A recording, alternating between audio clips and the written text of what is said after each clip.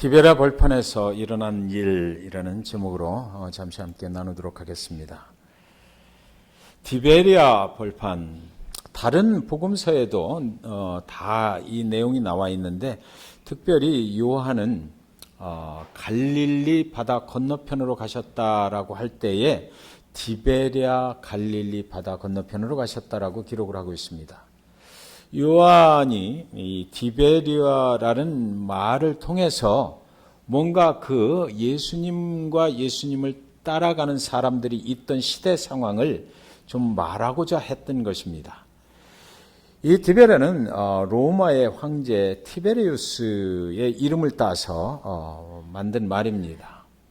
그러니까 그때 당시에 그 갈릴리의 유다의 백성들이 이제 로마의 속국으로 생활해 나갈 때 너무나 힘들고 여러 가지 장애물들을 만나게 되고, 그때에 예수님의 공생애가 시작돼서 병자를 고치고 예수님이 그들의 소망이 되는 이런 상황 중에 있었다라는 것이죠.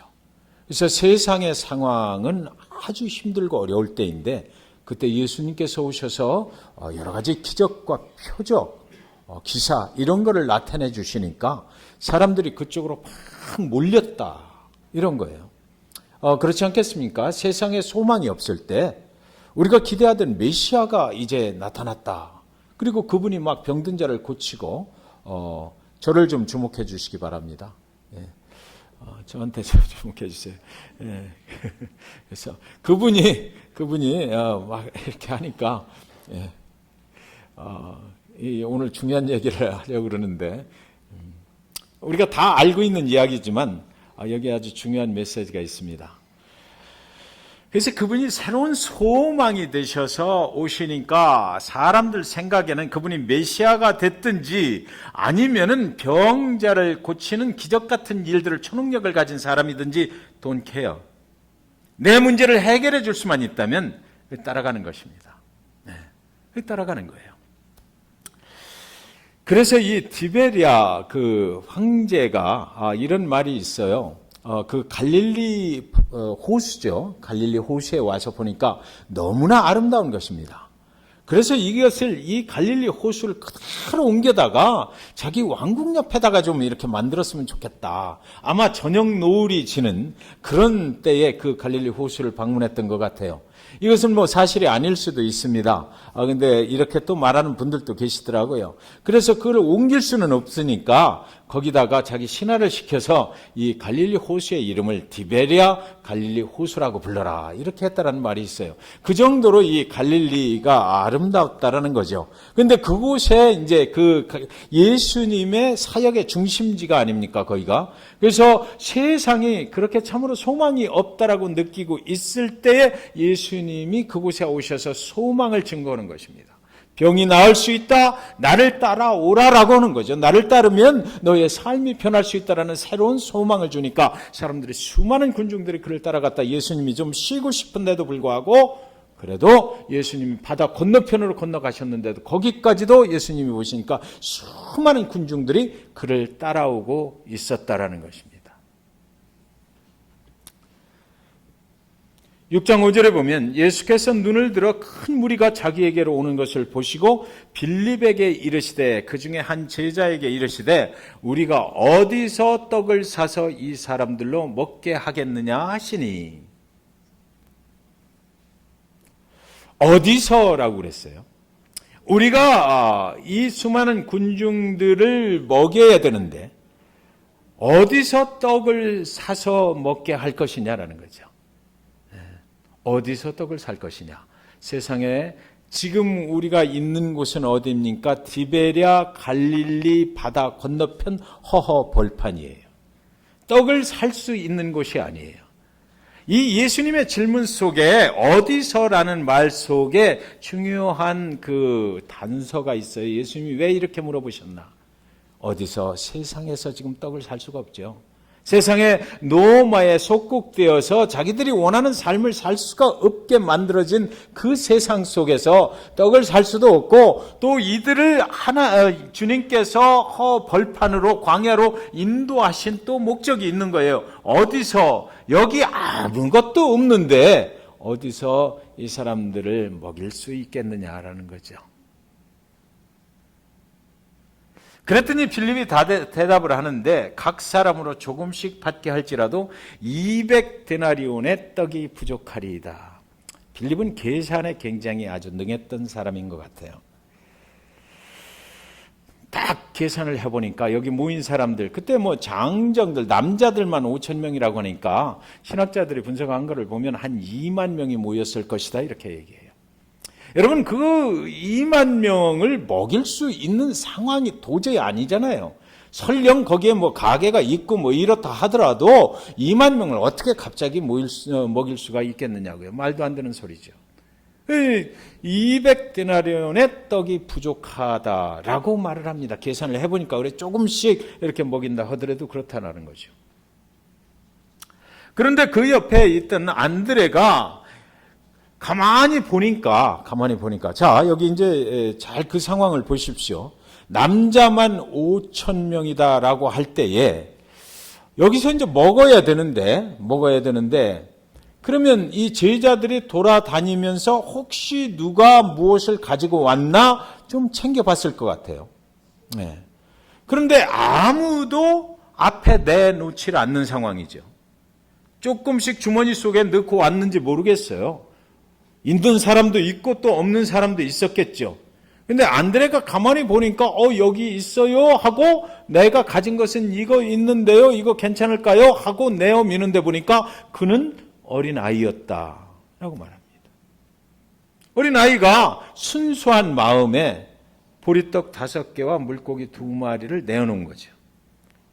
그런데 안드레가 그것을 가지고 주님께 말하기를 뭐라고 그러냐면, 이 많은 사람에게 이것이 얼마나 되겠습니까? 이거 갖고는 택도 없잖아요. 우리가 가진 것은 이것이 전부입니다 라고 말했어요. 빌립은요, 필요한 떡의 양을 계산을 했습니다. 그리고 안드레는 지금 현재 가지고 있는 떡의 양을 계산을 해냈어요. 그리고 나서 도저히 감당할 수 없다라고 이제 결론을 지어버린 거죠. 빌립이나 안드레가 생각한 것은 굉장히 올바른 거예요. 지금 이 상황에서 우리가 어떻게 할 수가 없다라는 거죠. 200데나리온이 부족합니다. 정확하게 분석을 해낸 거예요. 그리고 또 이 어린아이가 가지고 있는 이것 가지고는 택도 없습니다.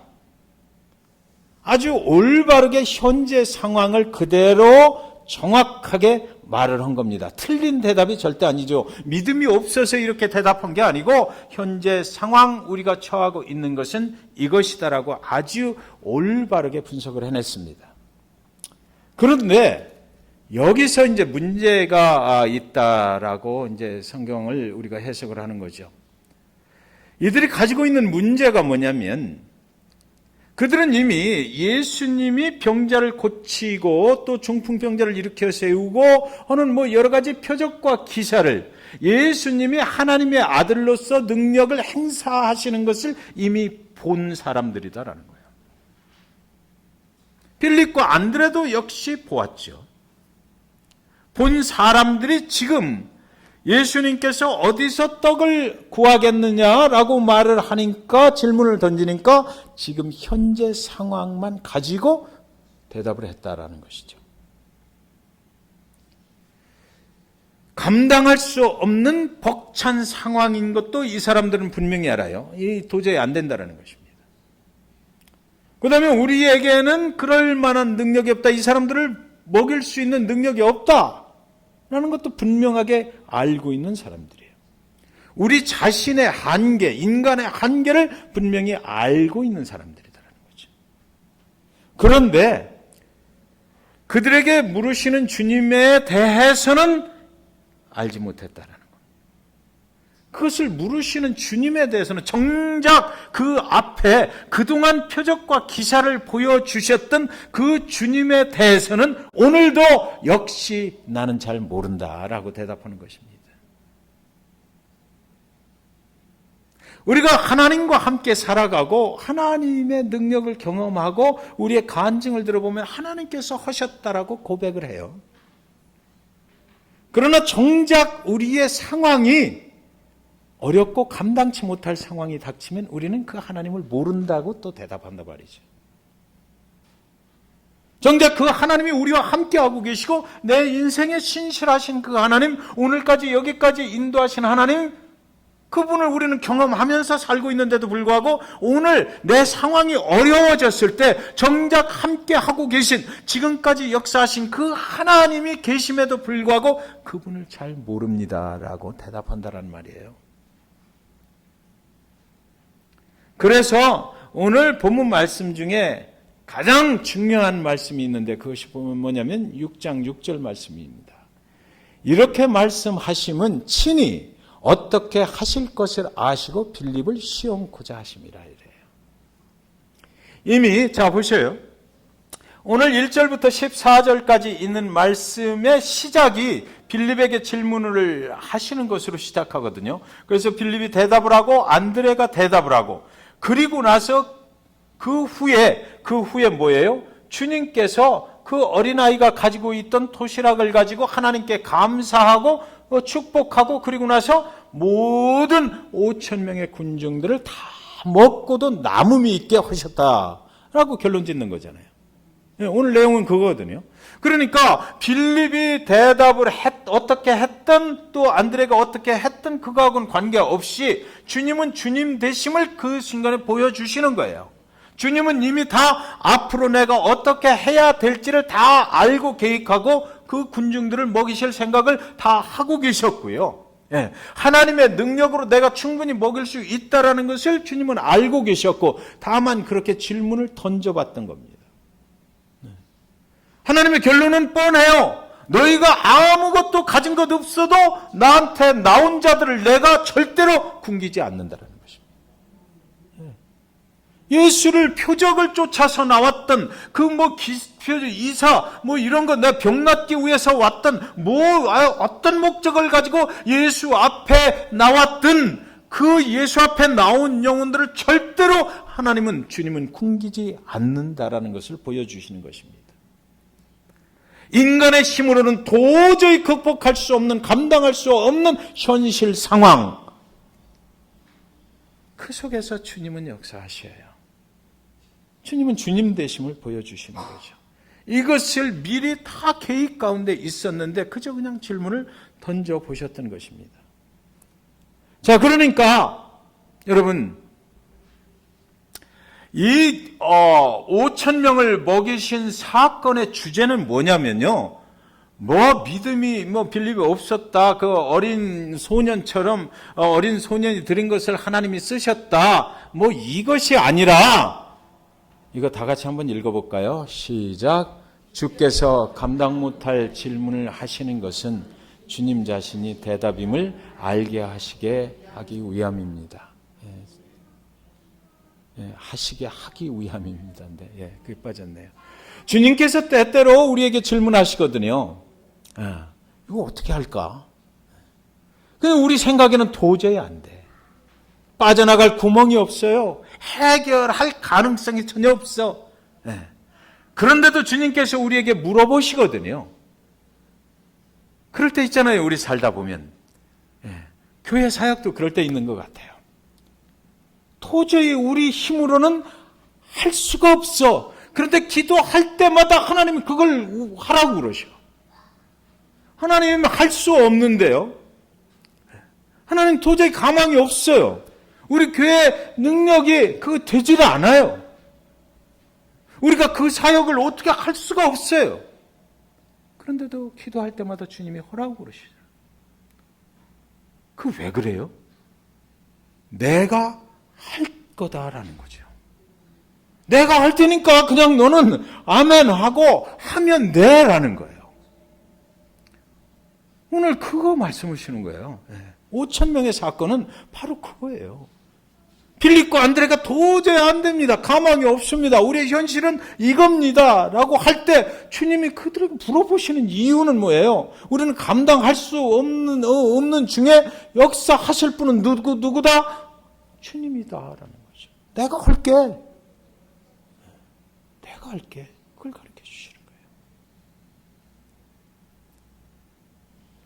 그래서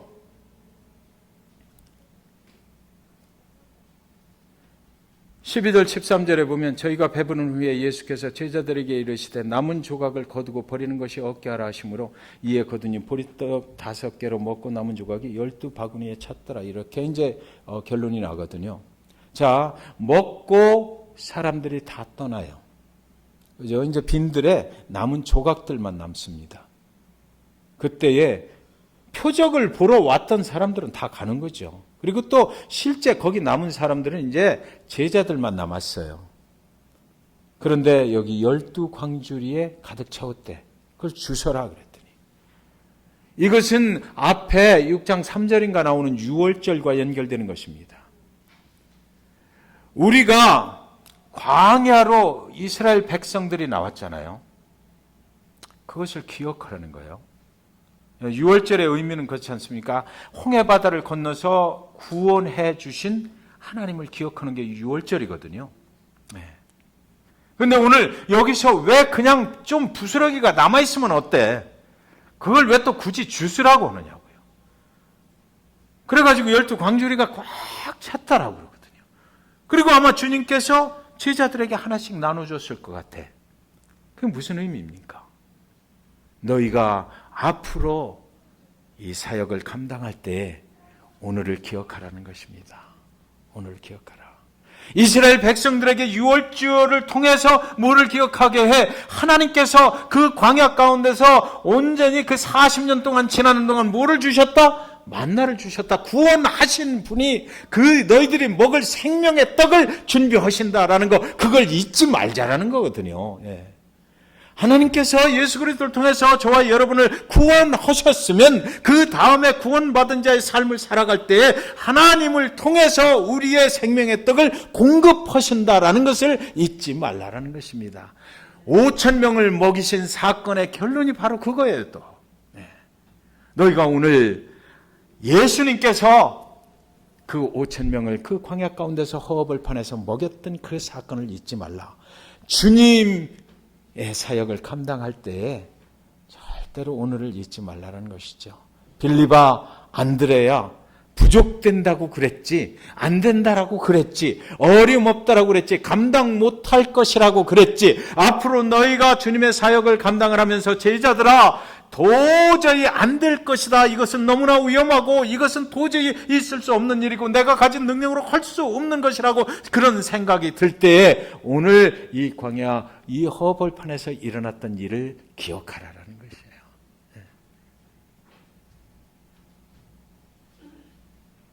그래서 6장 35절은 이렇게 되어 있습니다. 같이 읽겠습니다. 예수께서 가라사대 내가 곧 생명의 떡이니 내게 오는 자는 결코 줄이지 아니할 터요 나를 믿는 자는 영원히 목마르지 아니하리라. 이 유명한 말씀이 이 5천 명을 먹이신 사건 뒤에 오는 것입니다. 내게 오는 자는 결코 뭐라고요? 줄이지 아니할 터요 나를 믿는 자는 영원히 목마르지 아니하리라. 주님이 공급하시니까 주님께서 해주시겠다는 것입니다. 그리고 이 어린아이의 손에 들려있던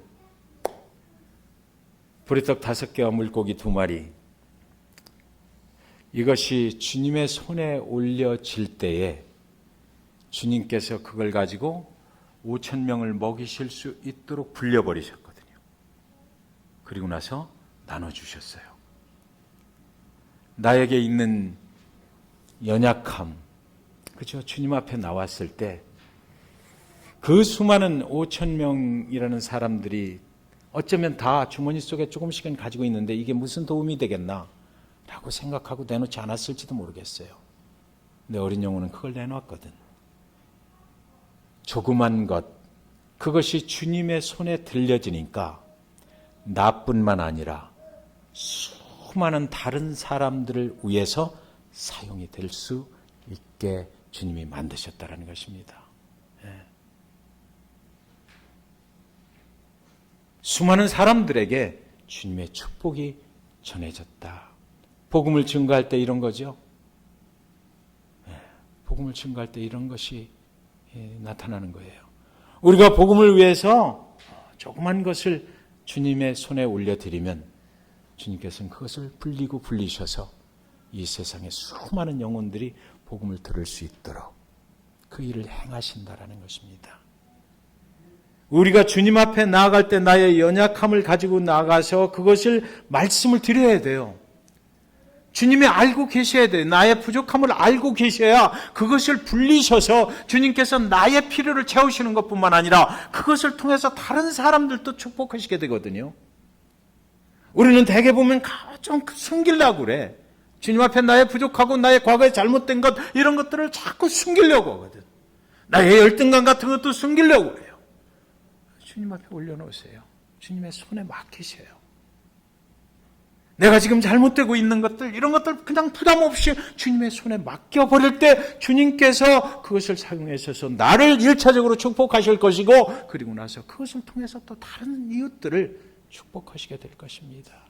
잭슨빌 중앙침례교회 사랑하는 성도 여러분, 적은 것이라도 주님 앞에 맡겨드리면 주님께서 그것을 불리고 불리셔서 잭슨빌 중앙침례교회 다른 성도들을 축복하실 뿐만 아니라 그리고 또 나아가서 세계 만방의 주의 복음이 증거되게 하시는 것으로 하나님께서 사용하실 것이다라는 것입니다.